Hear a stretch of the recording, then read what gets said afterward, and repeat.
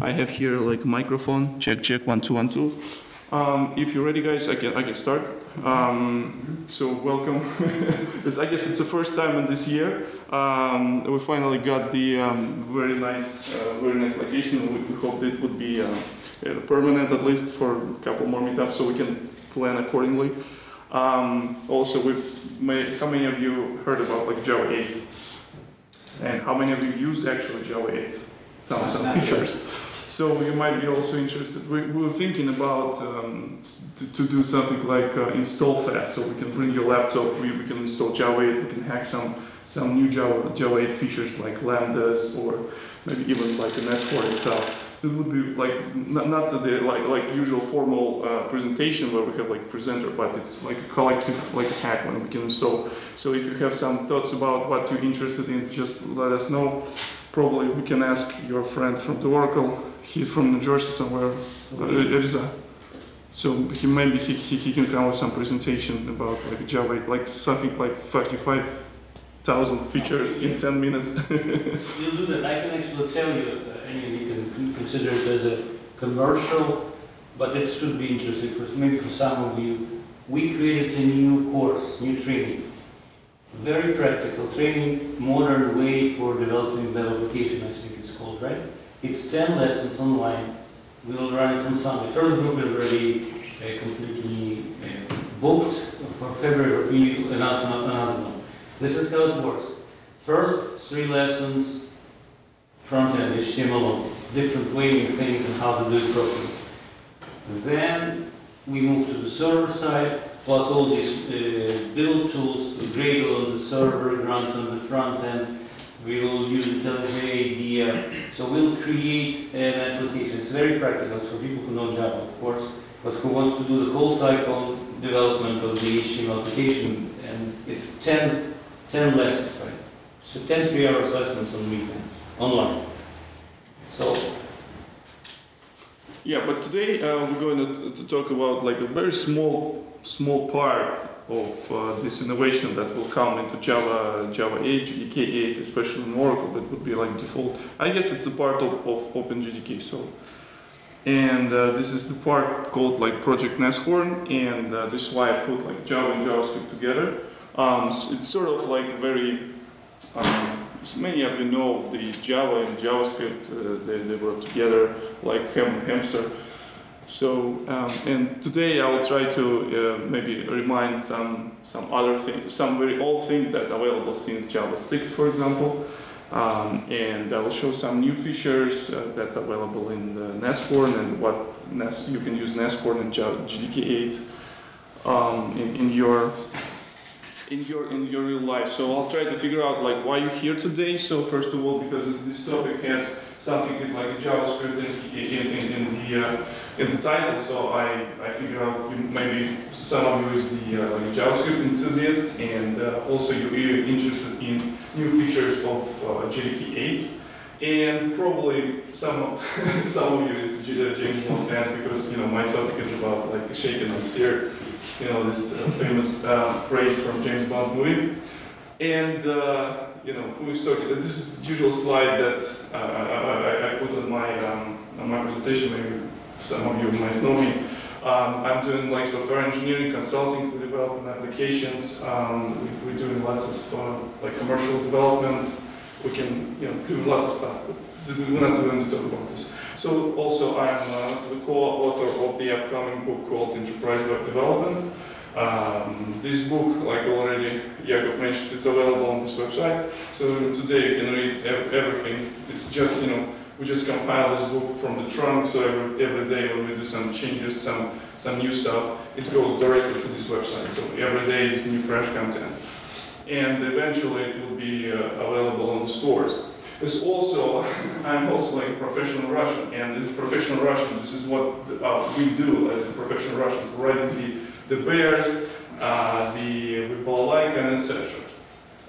Yeah, so I try to find the better way to introduce or to explain or to show why the polyglot development is important today. And this is why I put this slide, because as you already understand that I know more than one language, and I know like more than English, I know Russian. So using Russian language, I can read the Dostoevsky, Pushkin, Tolstoy books in the original language. So I can, and also I can read the English books. I can read the technical documentation. I can talk with the broader community. So, and in this case, being the polyglot in general sense will help me to be like to communicate with broader audience of people, to talk to people from different languages, countries, and etc. So, and think about this: if you're being like the polyglot with the programming language, you can also get the different parts from different languages. For example, if you're a Java guy and you know more than Java, you know like Groovy, maybe JavaScript, and you have like a very broader set of technology that you can use to solve your problems or problems of your clients.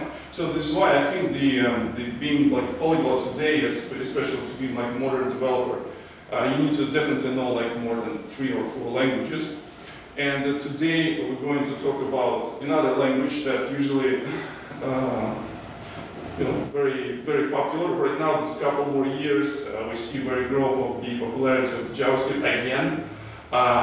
And as Java developers, we can anticipate that the JavaScript is like Java, but a little bit simpler. It's much simpler because it's just simple scripting languages or something to make snowflakes on the screen, right? But this is not exactly true because since the time when I started to actually, I was sort of fortunate to start. The JavaScript is not my first language, and I'm very fortunate about this. Maybe this is my personal opinion again, and I think like language like C, C++, Java taught me very right way to thinking about the programming and about how to write the software, how to develop like huge applications. So when I came back to this JavaScript world, I tried to find familiar places for me where I can start digging into, and I started with the unit testing, modularization, etc. So, and in this case, in the time when maybe it was like 4 years when I used like a JavaScript primarily to draw snowflakes on the screen, I never thought about that kind of concepts like large-scale JavaScript applications. So this is why this weird shit was buried under the deep waters of the different technologies. So now I can see this piece of technology a little different. So and the many of you know that there is JavaScript has actually so many parts, right? So if you know, there's very 2 popular books. One book called the JavaScript Definitive Guide. It's about like 800 pages. It's really heavy book. Like not only for reading, it's a really heavy book just by the weight. But another book is very popular, written by Douglas Crawford, called the JavaScript Book Parts. As you can see, it's really teeny tiny book. It's about like 150 pages, and you can read it maybe less than 2 days and get all these best parts. But why JavaScript anyway? Yeah? JavaScript is dynamic language, and some pieces of this dynamic nature of this language might create something like that in your in this particular situation. What is wrong with this language? And if you're not familiar, I would definitely recommend to see this talk called What? So the guy, Gary Bernard, he actually explores some very odd things of JavaScript language. So and the behavior of these features, syntactical features of this beautiful language is not precisely what you expect. For example, if you write in Java, you know how this application should behave. But when it goes to like the JavaScript, it's not. Sometimes it's not very obvious what's happening. So I definitely recommend it. It's very short. It's very fun. It's worth watching. So, but today we're going to, I guess, not to reveal or like destroy this myth that JavaScript is only for browsers. So, for many of you already know that the JavaScript is actually everywhere. So we know that there is like Node.js. Node.js is the server piece of software that uses Google V8 engine as the JavaScript engine, but Node.js also has the broad API to work with files, to work with the sockets, the different like low things. But this is why I try to do this distinction that V8 is actual JavaScript engine. It's a very fast interpreter or maybe just-in-time compiler, but Node.js itself is a framework, it's a set of libraries and a set of APIs that you can use to write server-side, not only server-side application, any type of JavaScript application. So you can write the utility, shell scripts, anything what you want, even build scripts. So Node.js itself provides very rich API for developers. And also as Java developers, we might know about the Rhino. Rhino was here very long time. So Rhino was developed by Mozilla, and it was like one of the first implementations of the JavaScript, and it is, maybe many of you know that very old browsers were also written in Java. So this is why Rhino, this is where Rhino came from. And now here's the Nashorn. So 2 years ago in the Java 1, Oracle announced that they worked on this JavaScript engine called the Nashorn, and we'll talk about what does it mean actually, first of all. So, and for this particular presentation for today, I come up with some use cases that we might use this Java, Nashorn, the JVM, etc. So first of all, we can use for shell script. Like I mentioned, many people who use Node.js, they use Node as a framework to write shell scripts or sort of like utilities, any type of automation for personal needs. Also, you can use the JavaScript to extend the functionality of your application on the runtime. So, because the JavaScript is dynamic language, it doesn't require to have like a compilation process. So you can actually use the JavaScript as your domain-specific language if you need to have application that will provide ability to customize and change the business logic without restarting the application, without restarting the application server. How many of you heard about the JRebel?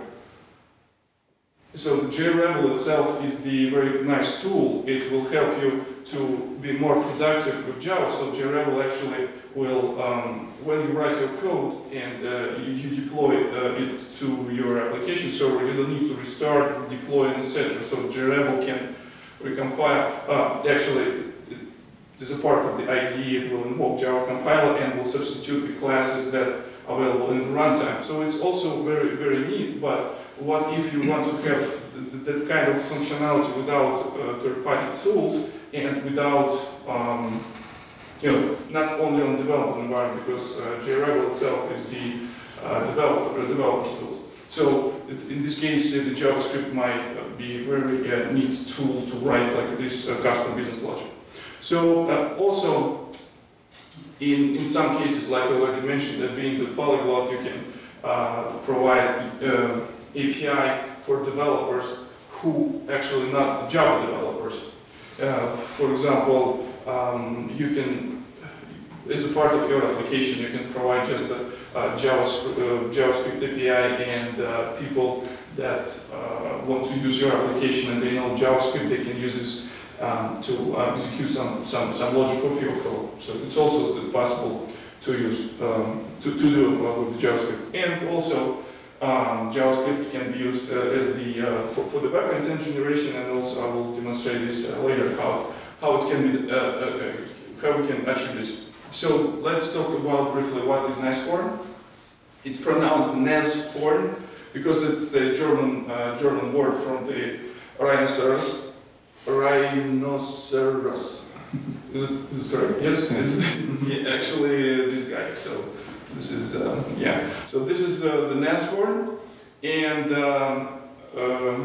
so first of all, it's like a new JavaScript engine. So I would like to make the point here. This is just a JavaScript engine. It's not the framework. It's not the Node.js substitution for JavaScript. It's just the interpreter that can execute your JavaScript. And this is 100% pure Java implementation. So there is no like native hooks to GNI or GNA and whatever. It's just 100% pure Java implementation. And this engine is the 100% compliant with the latest standard of the JavaScript language. So basically, the ECMAScript 5.1 is, right now this is the standard, and this is the, how can you say, is this the standard approved? Because there's like, right now there's work on ECMAScript 6, which will bring lots of new features in JavaScript, including classes, including modules, finally, something like that. But right now, the ECMAScript 5.1 is the current standard, let's just say. And Nashorn is 100% compatible with this. So, an interesting point about this that during development of the Nashorn, the team they used the same set of the benchmarks that Google V8 used. It's called Act10. This is the set of JavaScript benchmarks for performance, different JavaScript constructs. You can actually like Google, if you see like another article on the internet that, okay, so this browser beats another browser, so most likely you will see this result of certain benchmarks. And right now the Act10 is the de facto standard for browser testing to benchmark and to run some code to check if it's like compatible or not. So also interesting point that on the contrary to Rhino, the Nashorn itself, it's not interpreter in general use, because JavaScript itself is it's not compatible language, but when the Nashorn actually executing and running your JavaScript code, it's not actually do interpretation each and every time. The first time it will analyze and compile it and write to bytecode. So in next time when you will call it and when you will try to execute, it will be actually actual Java bytecode. So there is no like interpretation. It would be actually on this. This is why right now, according to benchmarks, maybe not. This is why it's my own thought, but according to some benchmarks, Rhino still, especially for script loading benchmark, Rhino is still a little bit better than the Nashorn. But for the rest of the benchmarks, Nashorn beats Rhino in 10 times, 10 times faster, 10 times, 15 times. Right now they're working on to make Nashorn close to V8 in the performance. Right now it's maybe like 5 times slower or 3 times slower, but they are very smart guys, and I think they will get there eventually. And as you might know that in Work Dynamic there is new the bytecode opcode that created in GDK 7 and slightly improved in GDK 8, and the Nashorn relied on the Dynalink project. Dynalink itself relied on the Invoke Dynamic functionality. This is why you cannot run the Nashorn on any JVM lower than GDK 7.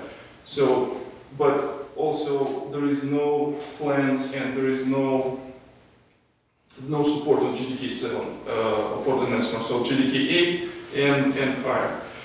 The reason is that because the invoke dynamic functionality that the guys using is a little different between JDK 7 and JDK 8, and they said they don't have a plan to do backward.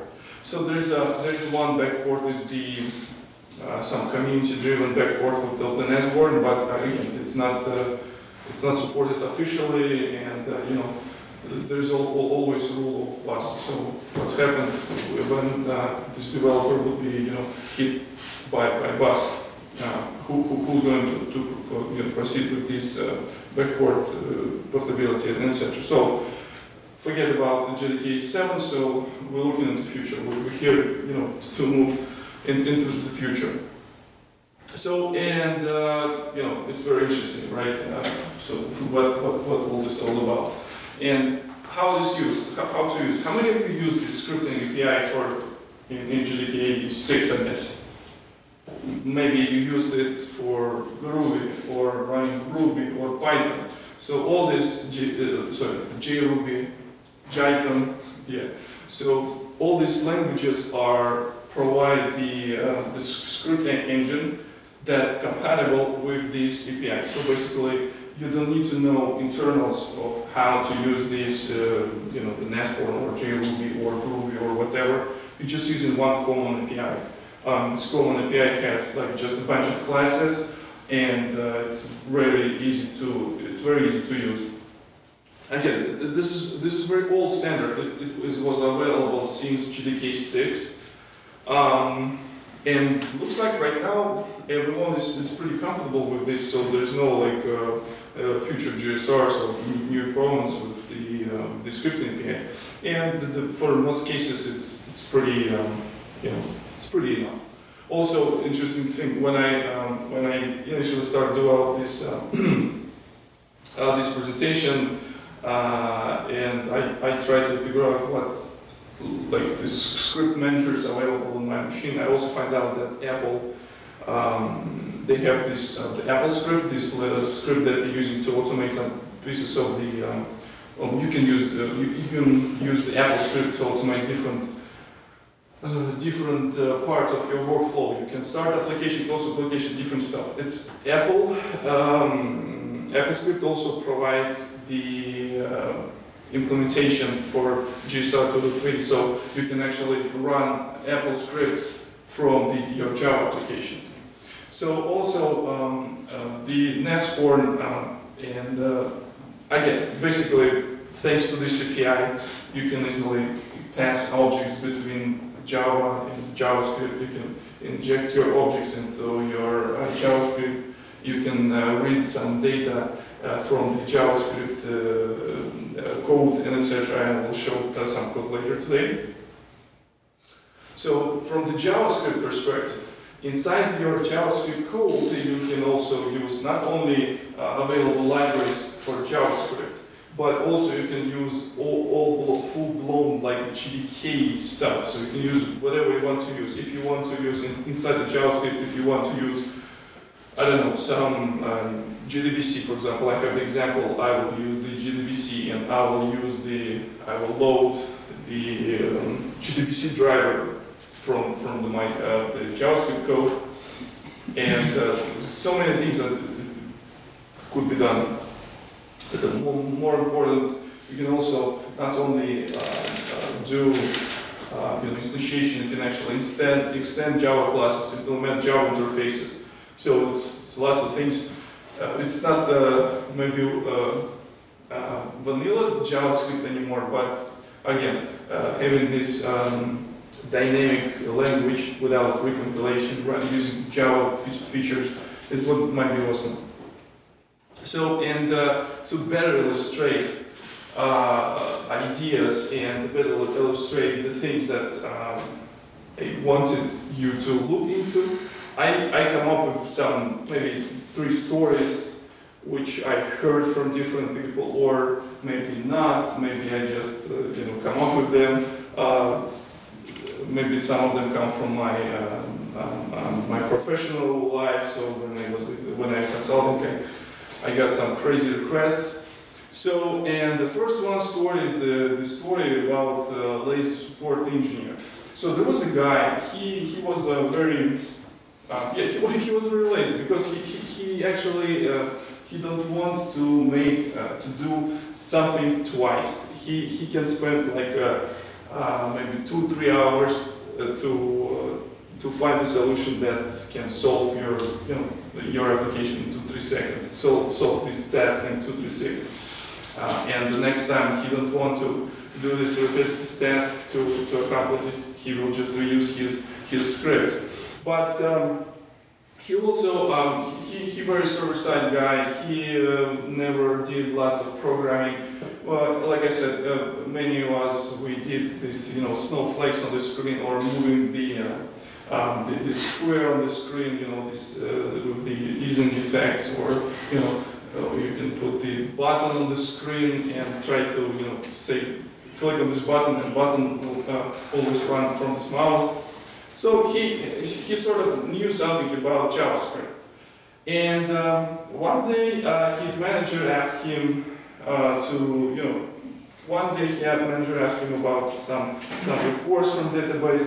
Another day he asked him about another report, and he was, because he's lazy, he tried to find a solution for this.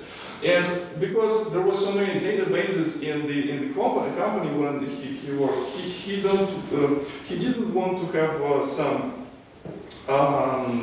just solution for each and every database. He wanted to have some generic solution.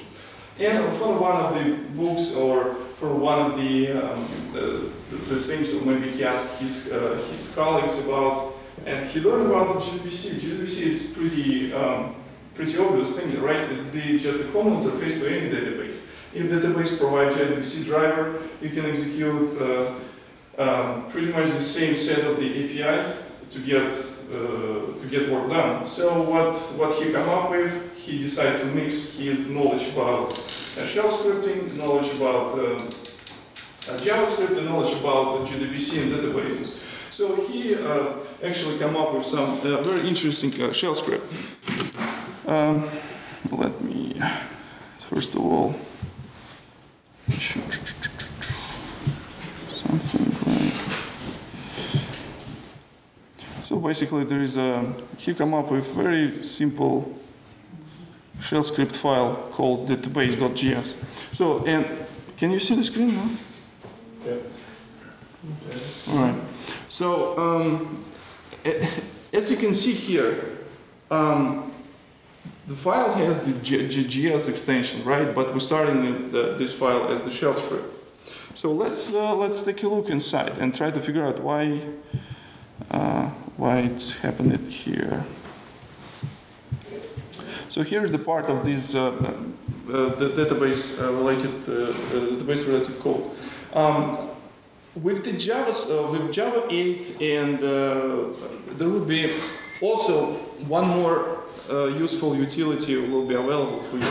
This utility called JJS, which says like Java JavaScript, because all utilities in the Java they start with J, so they decided to do it like a JJS.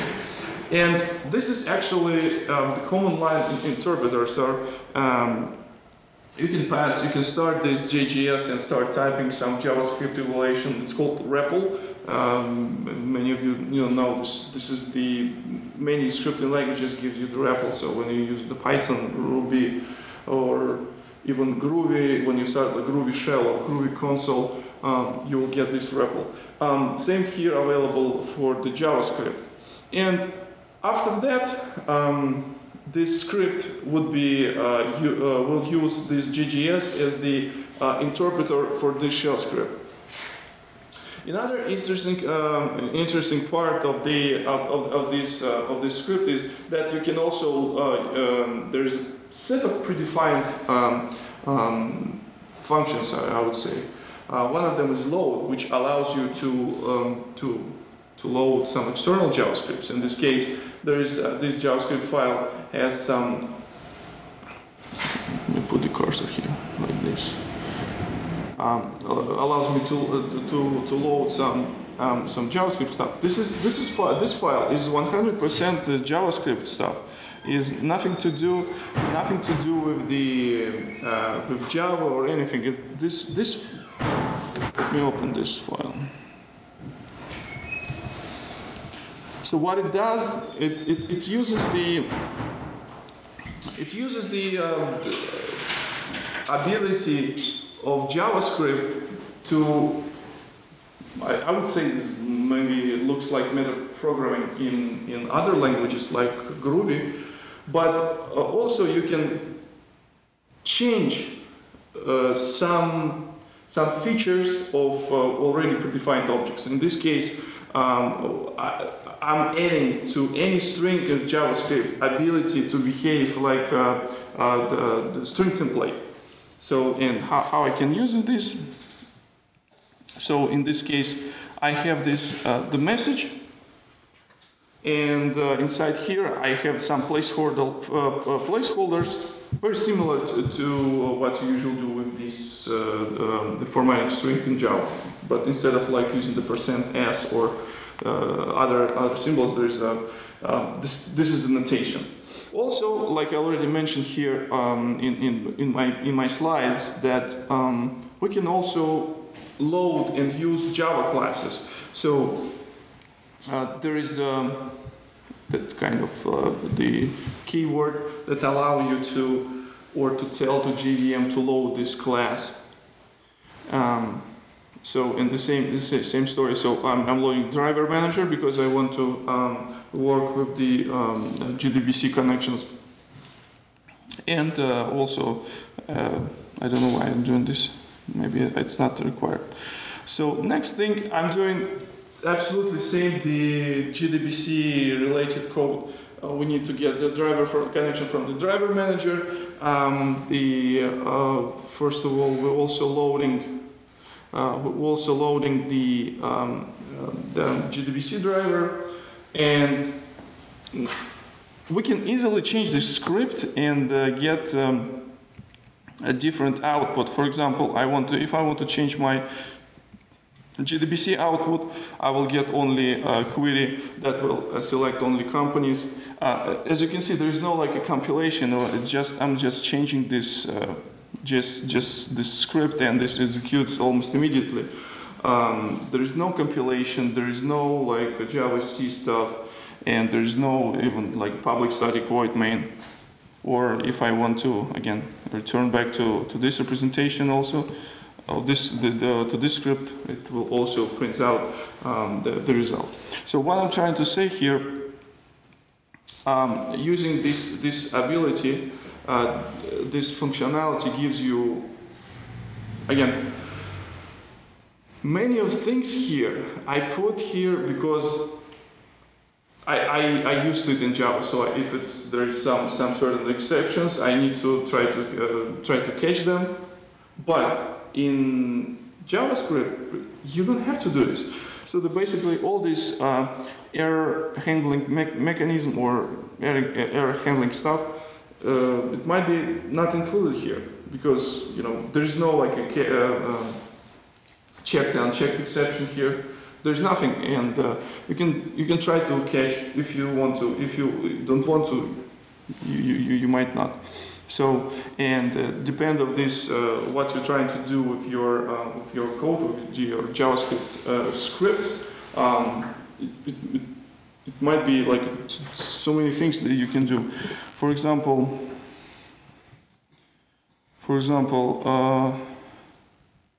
there is an example of how to use the lambdas.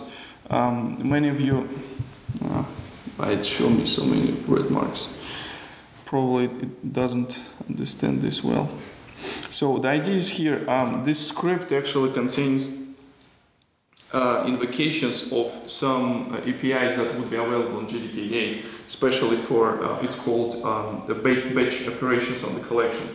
So you can work with your collections in more like a functional styles. You can do like map, reduce, this such stuff. And for example, if you use Groovy, you know that there's things like you can do pretty much the same functional approach. You can do collect, map, reduce, do the parallel stuff. So now starting in March, you will have this ability in Java also.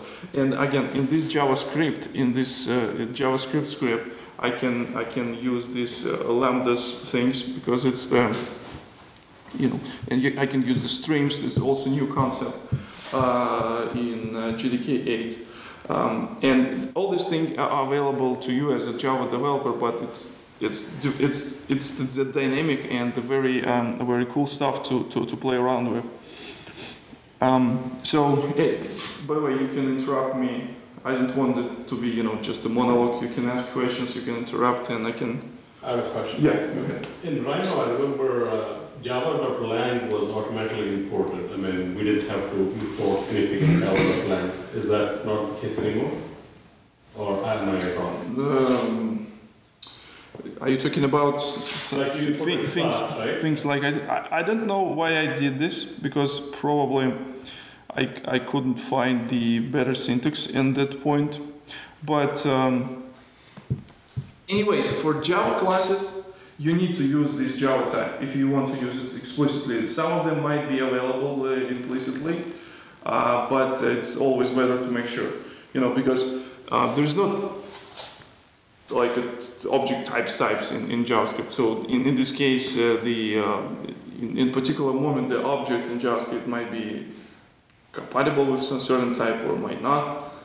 It's very dynamic, and it's better to make sure, because you cannot say there is no like a type annotation like we use in Java. There is we have a type, and after that we have the variable name. There is no such thing. We have this just a word, and we cannot say the type of this object. Actually, we can. There is like that instance of what's the keyword. But it will give you you can do comparison if you have some object that you can compare with what type this object, and you can do the comparison, but you cannot get the type of this object. Any other questions? Okay, so let's go to really fun stuff.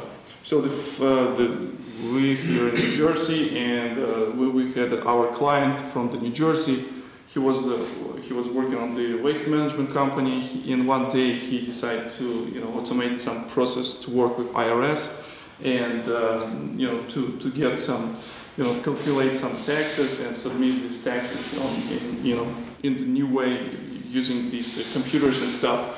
But also there's the same problem as I faced with the previous story, that no one likes Java because everybody who heard Java thinks that it's slow, and nobody wants to learn Java because it's so many things in Java. But everybody knows JavaScript, and the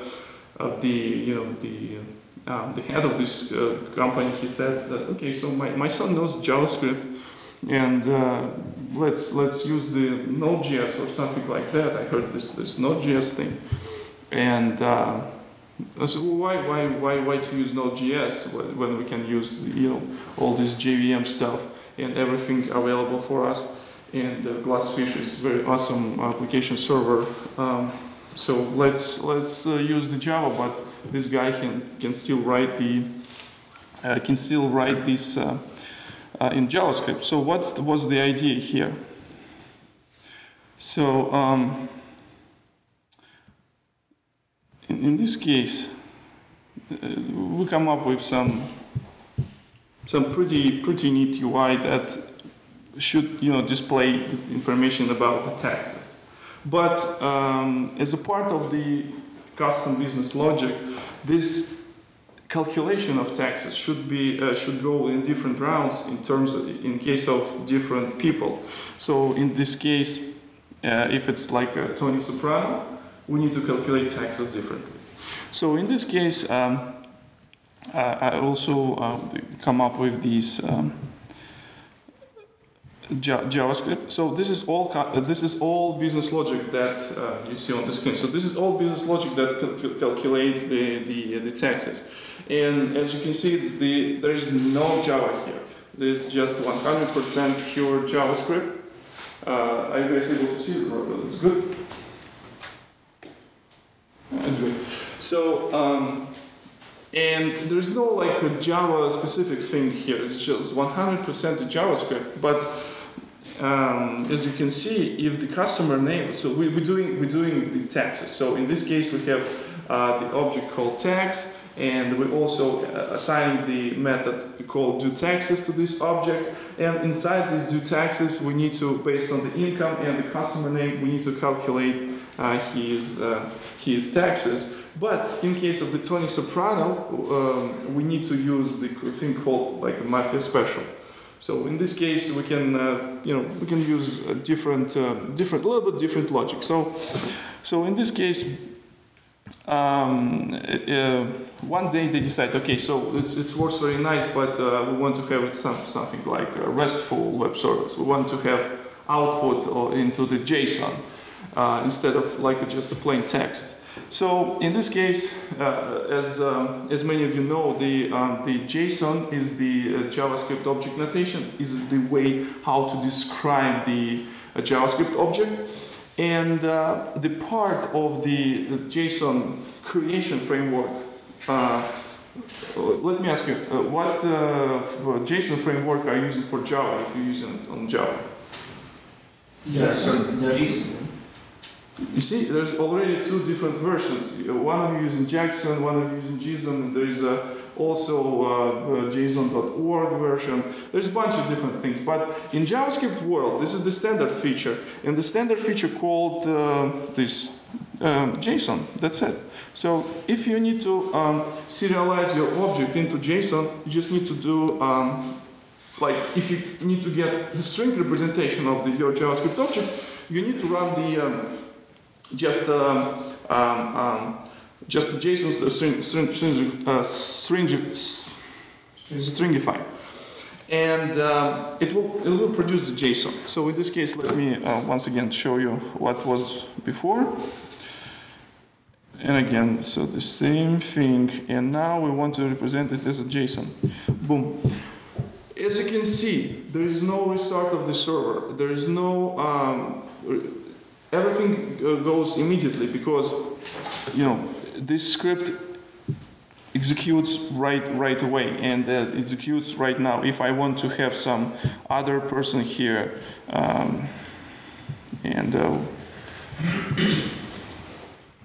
also I can pass this parameter as the parameter of the HTTP request, but I need to, it also could be done. So in this case, I just need to refresh the screen, and we're already in the PHP style world. It's PHP style programming of a server-side application. So using the JavaScript, first of all, give you ability to write like a really dynamic application and use things that are available in JavaScript by default. Speaking about the, yep. I was wondering, what is that a servlet container, or how is it being exposed over the web? Mm-hmm. So idea is pretty simple.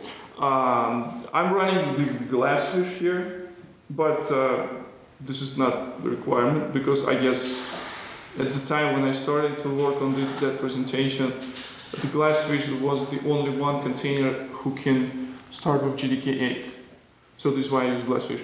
And another thing, I have just script. There is a script and resource. So this is the. How many of you are familiar with the JAX-RS? So this is the also JAX-RS is the standard way how you can write the RESTful web services application in Java. So in my case, I have this the path defined called script, and the base the file name as I'm passing through the URL, if you can see here, and it just looks at a particular directory and looks inside. So for example, if let me check what I also have in this directory. In this directory, I also have a bunch of things. For example, ls.js.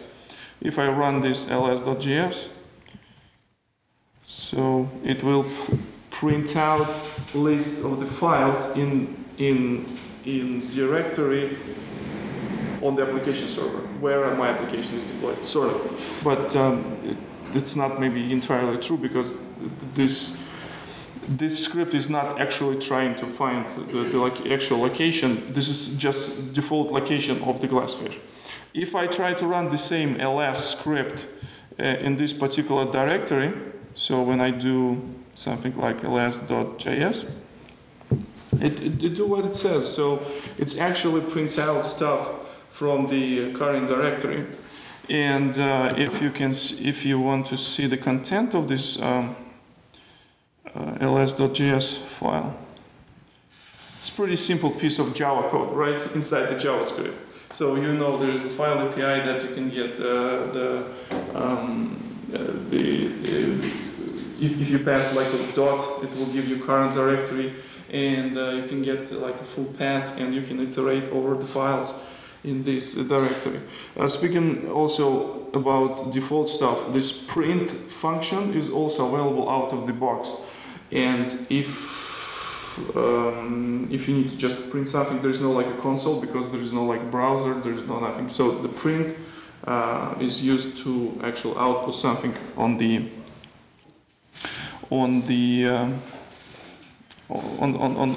shell. I have the same exact question. So Okay. I have a follow-up question. I noticed you have script cache.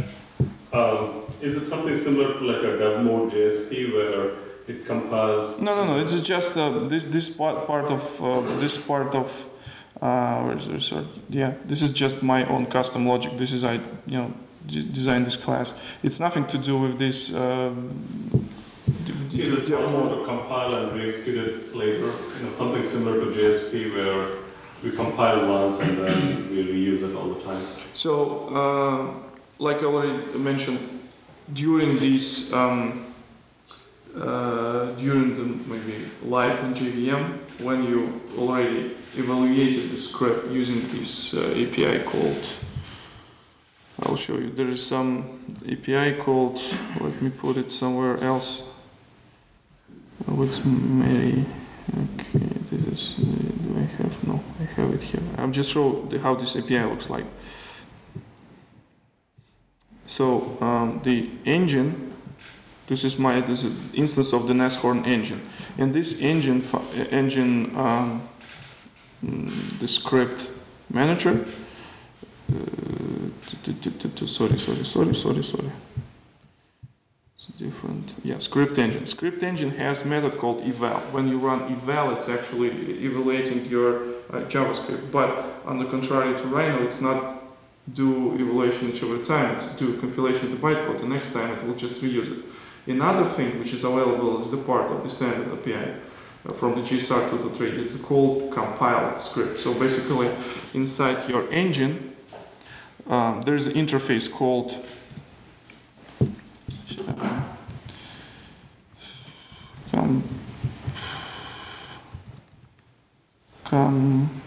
let me better do this. Java and find me compilable. Yes, there's the interface, and most of the engines implement this interface, the compilable interface. So, and there's two methods in this interface called compile, but they are similar. One of them just gives the string script as a string, another one that will gets the reader, and it will produce you. It will give you the object called like compiled script. So you can, without evaluation, you can use the result of the compilation. But as far as I understand, as far as I already have spoken with the Nashorn guys, maybe it's not that important anymore in terms of Nashorn, because by the end of the day it will be bytecode, even if you run the eval. So if you want to save this somewhere in your memory and use on a different part of the application, you can do this. I'm not sure. Some people do. They just serialize the bytes of this compiled script into somewhere in the database or file system. I don't know why they wanted to do this.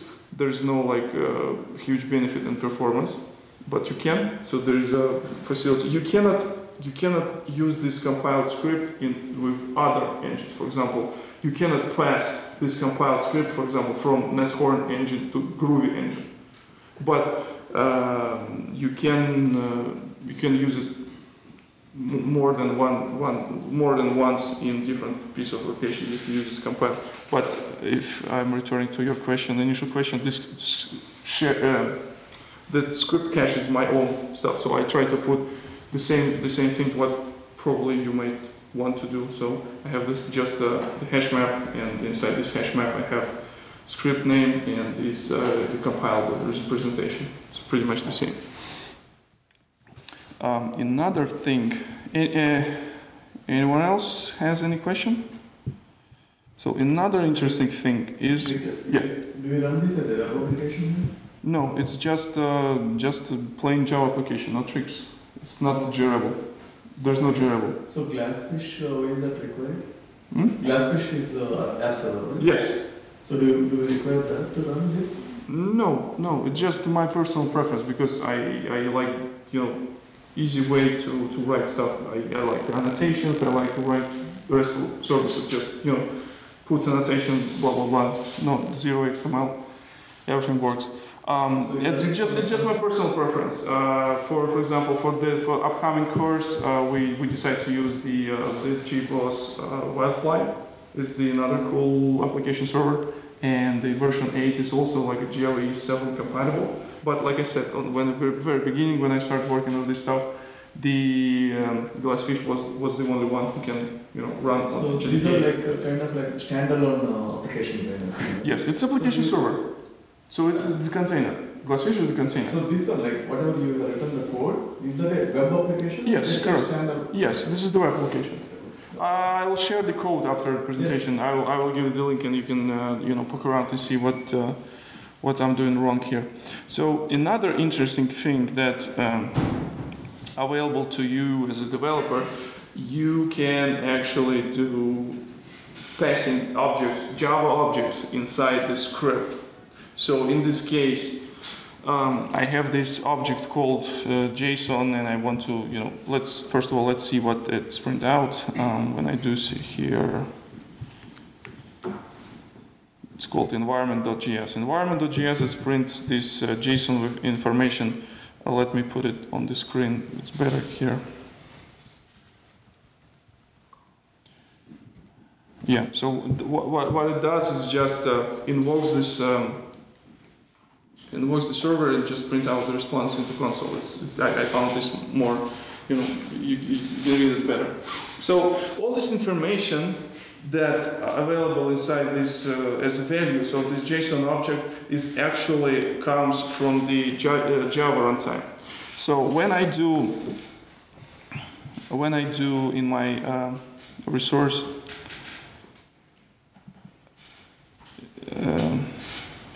I'm populating the information with the, for example, each and every JavaScript file, a JavaScript script that would be run inside this engine needs to have some sort of the context. So the context is defined some variables that you can pass around. So in this case, one of the attributes that I want to assign to this context is called request. So I want to pass the value of the request object for whatever reason. So in this case, I want to get this full path inside this JSON in this script. So, and I'm passing this as inside my script, this instance of request will be available with this request variable.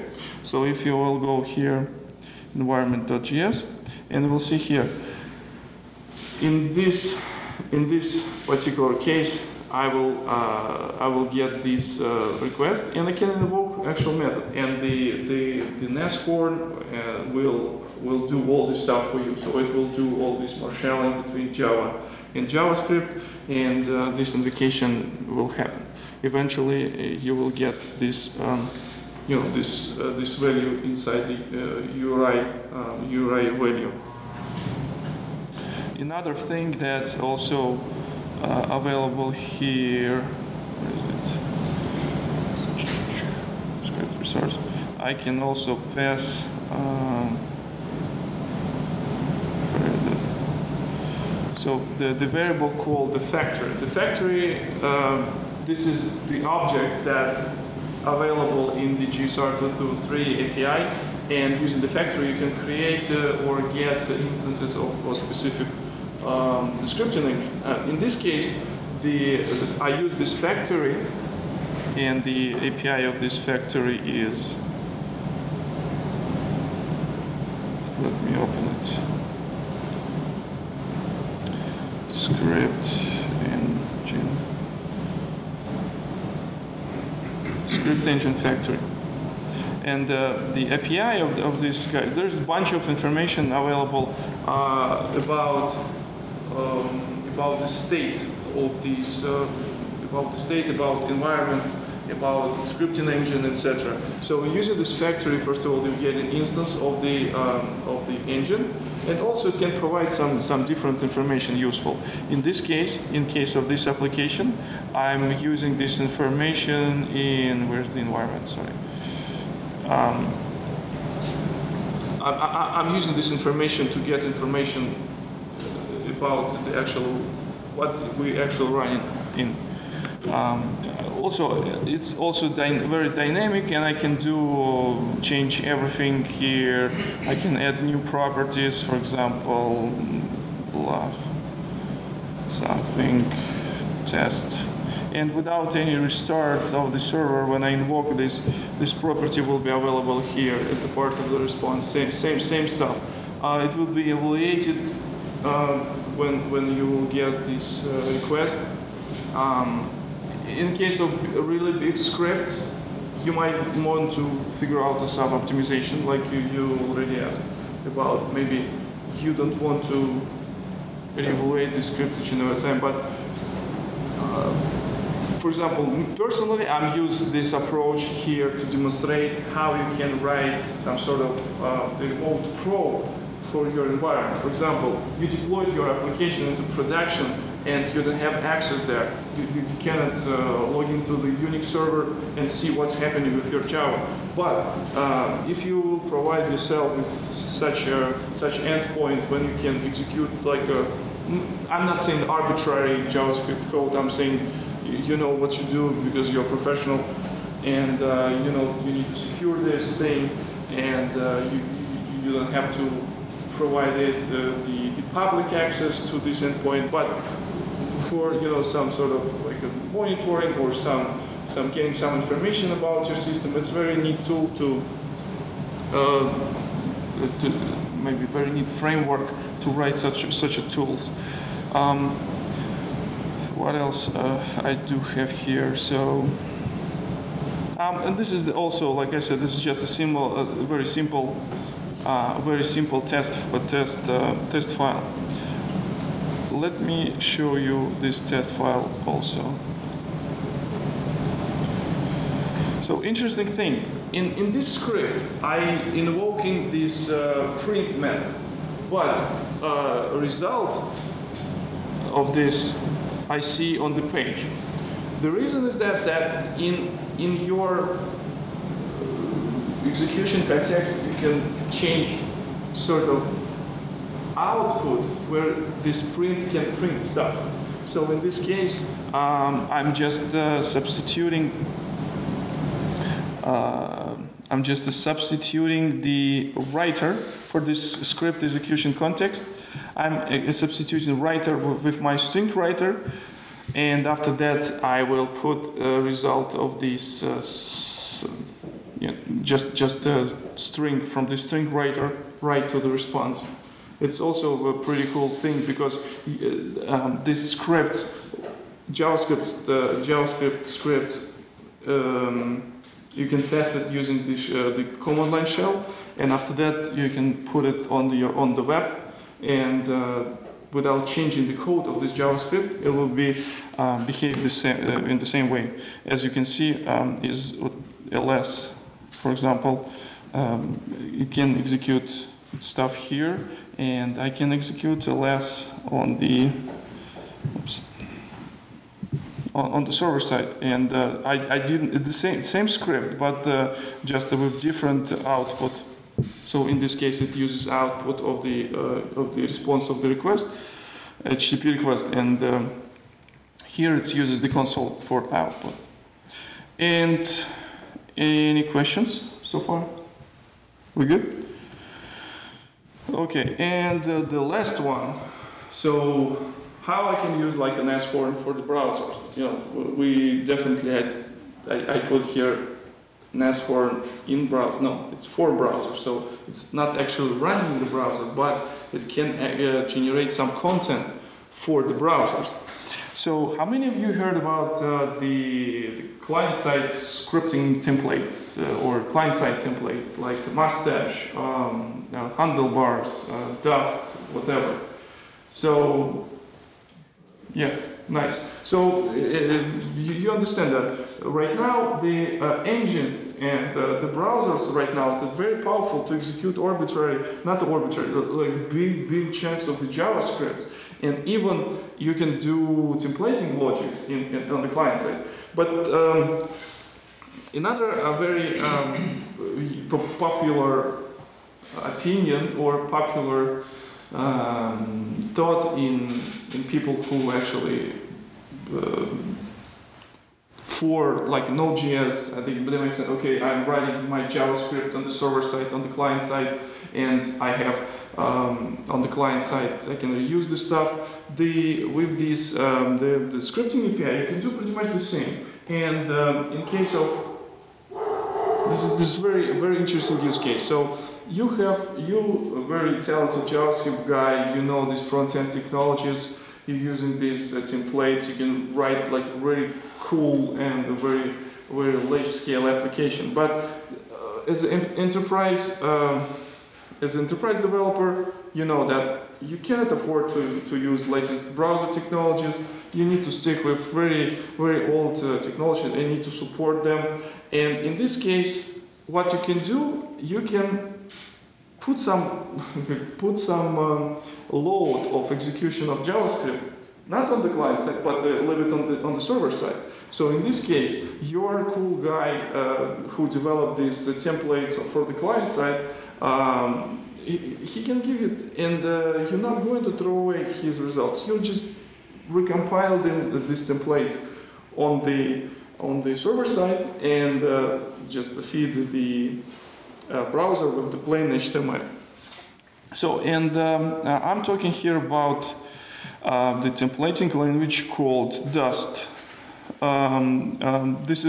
It was like developed in some guy from the community, but it was picked by LinkedIn, and right now the PayPal, they're using the same approach. So what they do, they're not actually using the JSPs. They throw away all this backend that was related on the JSPs, and on the server side, they have only just RESTful endpoints with data. On the client side, they have JavaScript and they have these templates. These templates, let me open the template and you will understand what I'm talking about here. In this case, I have, for example, this is my template for 404 page. So how this template looks like, you can put whatever anything, any part of the format, but also you want to populate these templates with some values.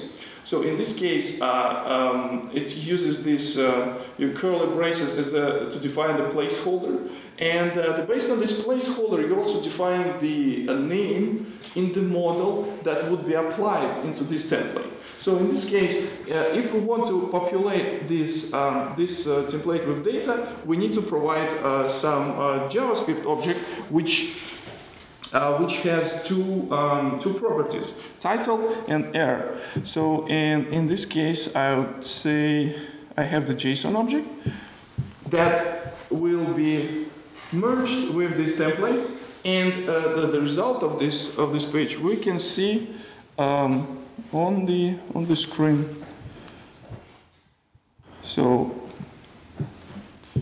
404. So if I also open the source, it was absolutely the same thing that I show you with the template, but these placeholders were populated with the values from the JSON object. It's pretty neat. It's, you know, you might say, okay, Victor, we already know this. We did this for a year because this is what JSP does or Spring MVC does.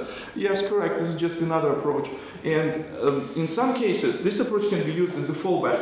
Like I already mentioned, you develop or another your teammate develop very nice stuff, and it's very front-end oriented, and you have like a server just for data. And you don't want to, you know, turn his template back to JSP again. You want to have the consistency, and you want to stay on the same framework set that your front-end guy. So, but to support this fallback mechanism, you can use this approach. Actually, this templating stuff is very interesting because it might has a little bit of logic. So, for example, I will show you another template. So, in this template, it looks a little bit simple, a little bit different. So, because there is the hash in the name. So, when you see in this DOS template, you see the hash, it means that this template or templating engine expects that inside your model object that would be applied into this template, there should be array with the names. So it can iterate over this array and read the values from each and every element of this array. So in this case,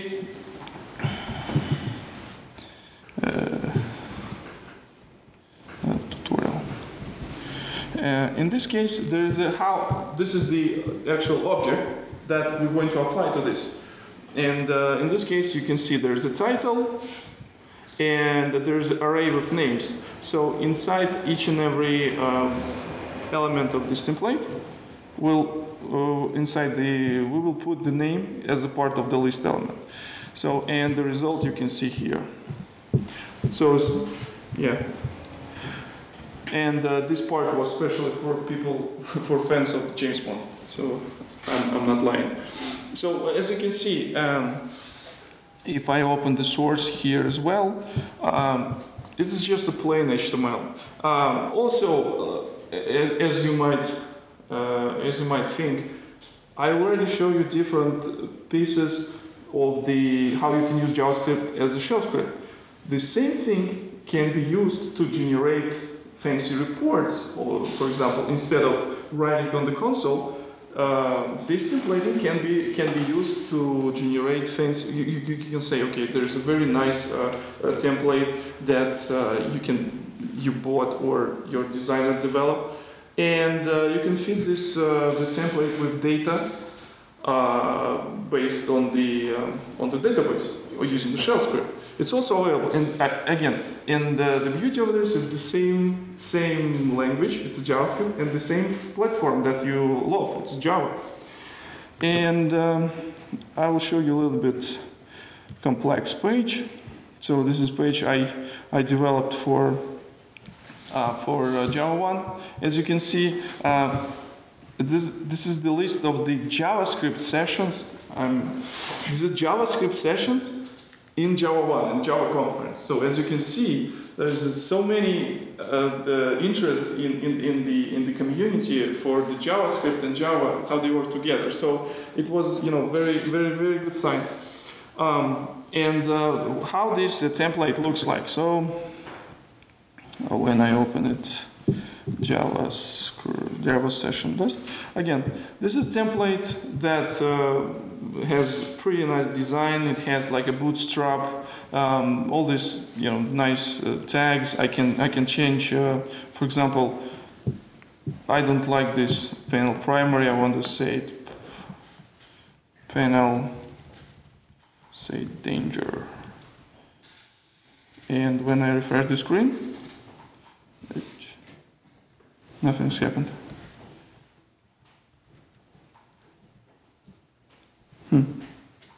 What's the type I use here? title, heading, danger. Danger, so it should be here. Danger.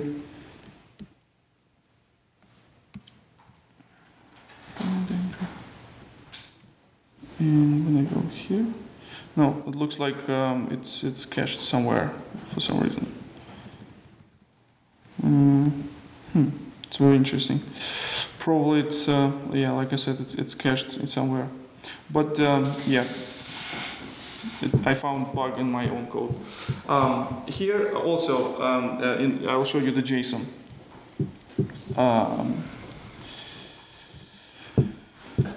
Very simple JSON. And again, this information can be populated from database or from another third-party web service. I don't know, whatever. And again, in this case, we already have this separation between representation and our model. Yep. Maybe you just went over it, but where is this, that template that you have, the dust template, it's being filled with the JSON data. Where is that happening? On the server side.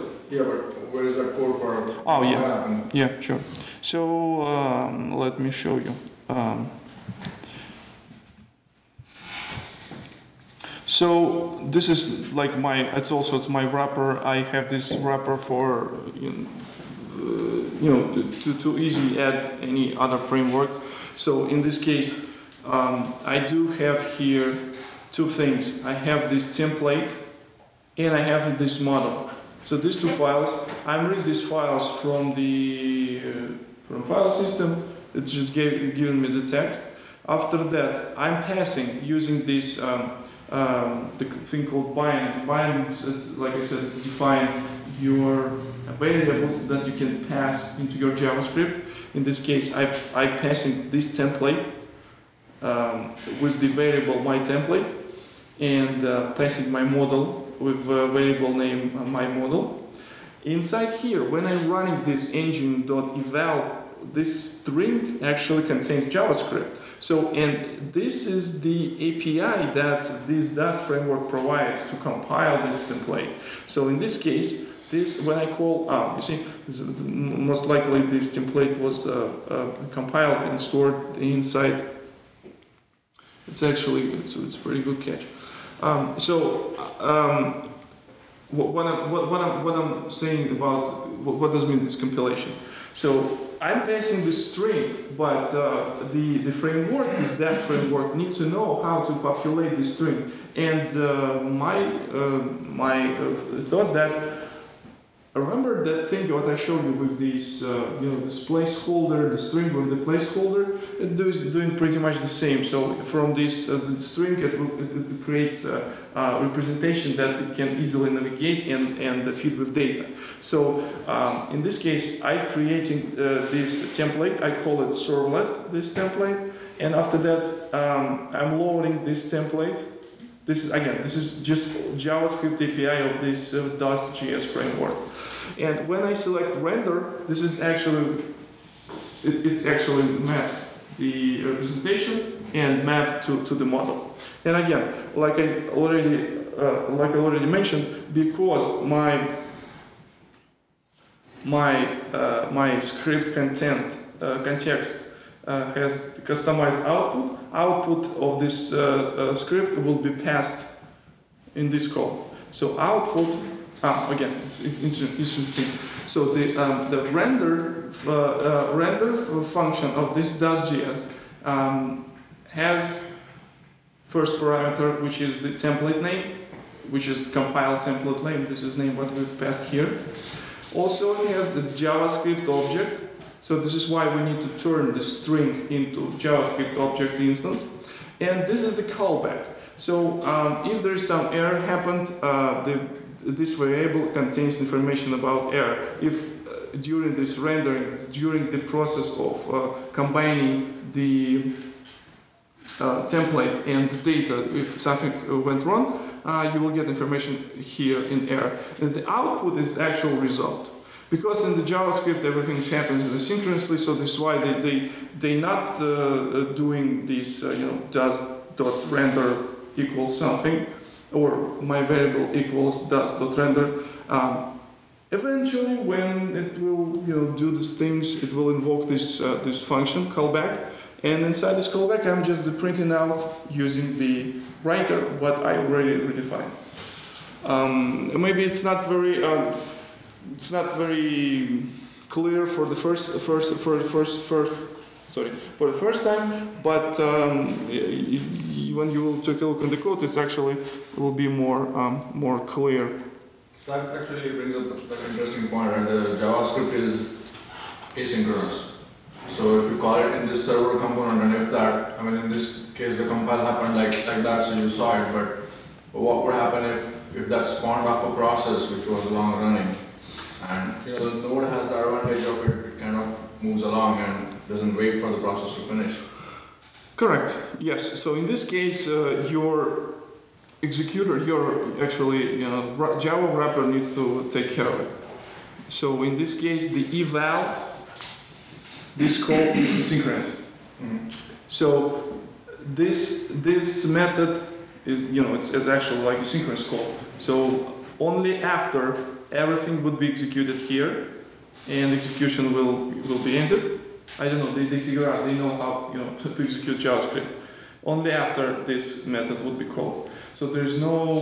So it will wait in this case. Yeah. So in this case, because we're in the Java context. Right. Again, you can make this run this asynchronously. You can span like a separate thread to execute this. So, but in this case, you need to make sure that your servlet or your RESTful web service is also asynchronous. So you need to run it on asynchronous context. So in this case, you don't hold the actual HTTP connection, but eventually your client will get the result. But yeah, it's a good point. It's, yeah, nice. What else? Yeah. So I promised you to talk about a little bit of Asciidoc. So Asciidoc, how many of you heard about Markdown? Any wiki? Like in the GitHub, you write to read. Exactly. Yes. And any wiki markup, that writing HTML files is tedious. We have lots of things, more interesting things in our lives to write, HTML. So this is why the markup languages are emerged, and the Asciidoc, my personal opinion, and I ready to discuss it with anyone. It's right now it's the best way to not write HTML.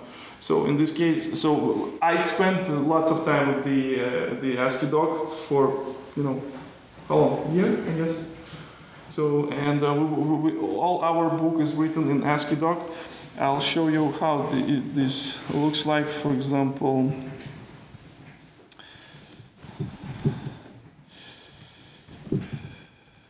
speaking of which, Sublime Text as well has the very nice syntax highlighting for Asciidoc. For example, I'll open. This is my. You can do it bigger. No, I have defined the.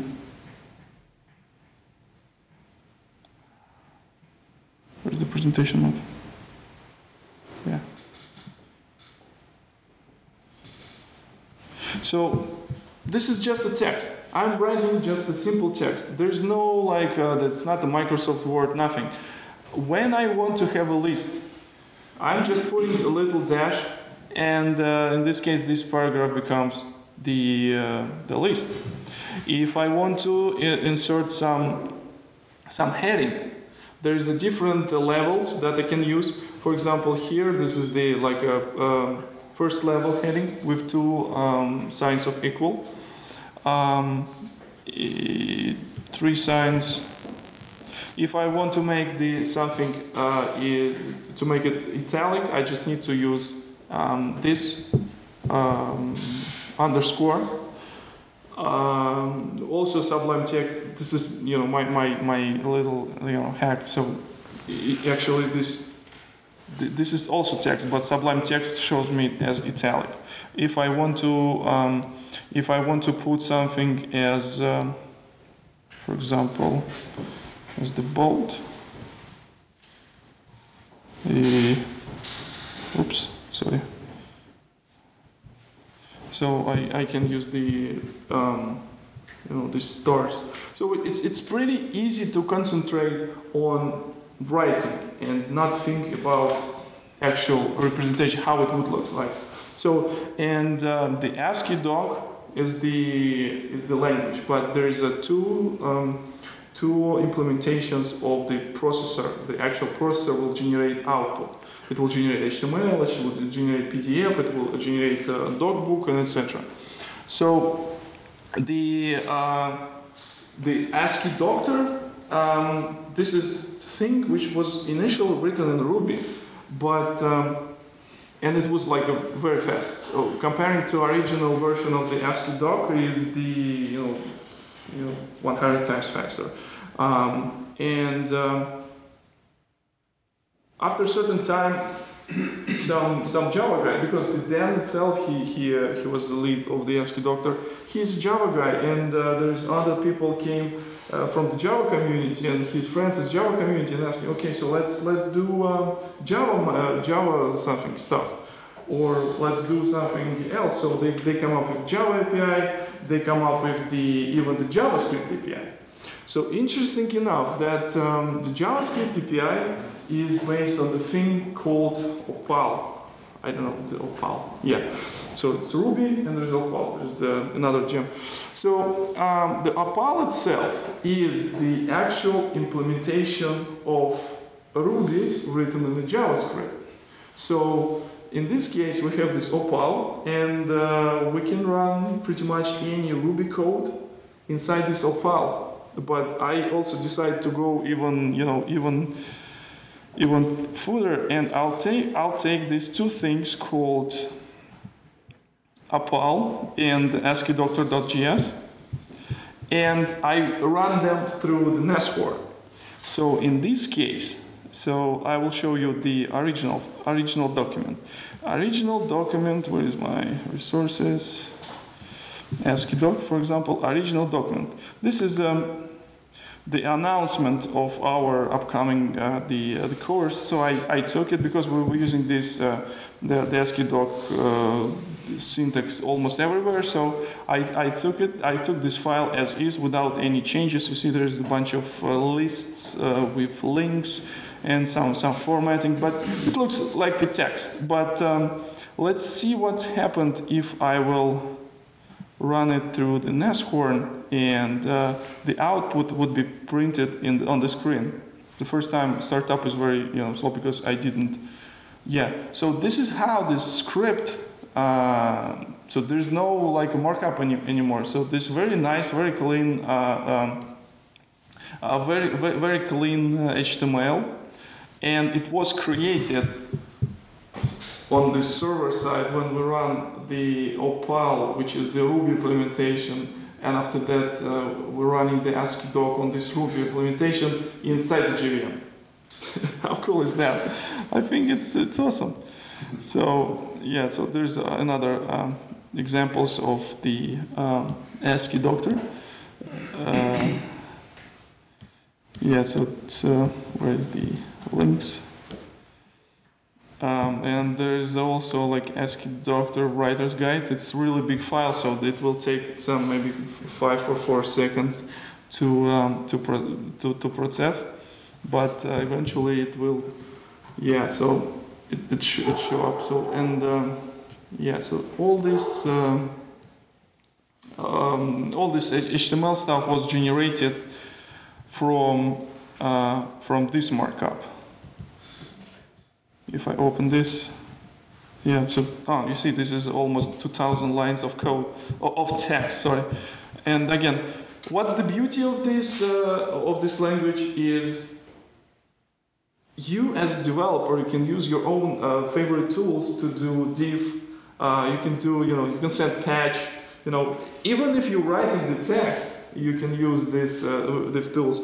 And again, because it's just a plain text.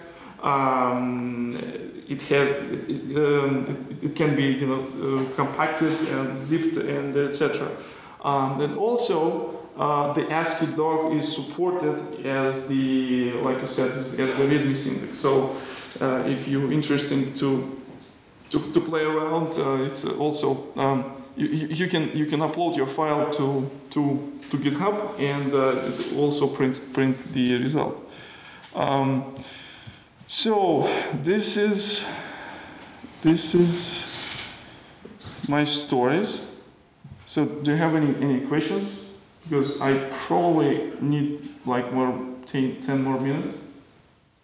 I have one cool thing also. All right, so as the restrictions, as you can see, the Nashorn itself, it's not the full-blown browser or something, it's just a JavaScript interpreter. You can write anything because, this is just a JavaScript or Java. For example, it's easy to implement WebSocket client because right now the WebSocket API is the part of Java 7 and there is a standard Java classes that you can sort of map and pass inside the this script. There is no like a WebGL because it's only like a browser-only thing, no HTML audio. But yeah, so this is restrictions. We already talked about some questions, but last thing I want you to show is you might say, okay, so this looks like a very cool stuff and very geeky, very hacking. You showed a very interesting thing, but what about real products that can use it? What about support of like big names? And what I can tell you that, how many of you heard about Vertex? So for those of you who don't know, you should definitely check. So it's very nice, the framework for writing network applications. You can write a HTTP server, you can write a WebSocket server, and this framework is the Polyglot, which means that you can write any language you like to write any piece of the application in that language. You can use JavaScript, CoffeeScript, Ruby, JRuby, Jython, Java, Groovy, and let me show you one last thing as the bonus. I'll show you the even. First of all, I'll show you the WebSocket server in couple lines of code. So, and when I open my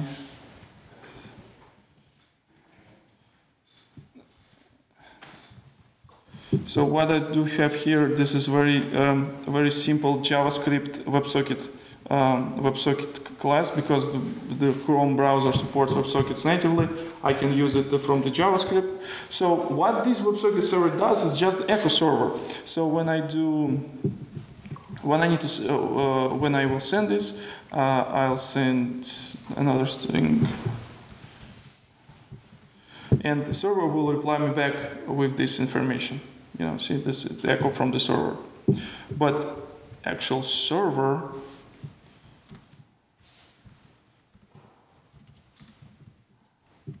looks like this. That's it. This is the WebSocket server. Nothing else. Written in JavaScript, running on top of the Vertex. I think it's a very cool thing. And right now we have so many interesting and so many good opportunities to innovate in the JVM and make ourselves better, more interesting, more productive, and get more money eventually. So I would like to thank you guys for your time. Yes, if you have the questions, you can always send me email, you can send me a tweet, whatever. I will share the code, I will brush it up a little bit, I will fix this nasty bug. And that's it. Yeah, so I have the one t-shirt, and let me ask the question. So I will ask the question, and who will answer this question? So, what is the Nashorn stands for? Renaissance. Yay! Here you go. Yes, so thanks for your time. If you have any questions, I'll be here maybe 2 more minutes. All right. Thank you. Thank you. Thank you.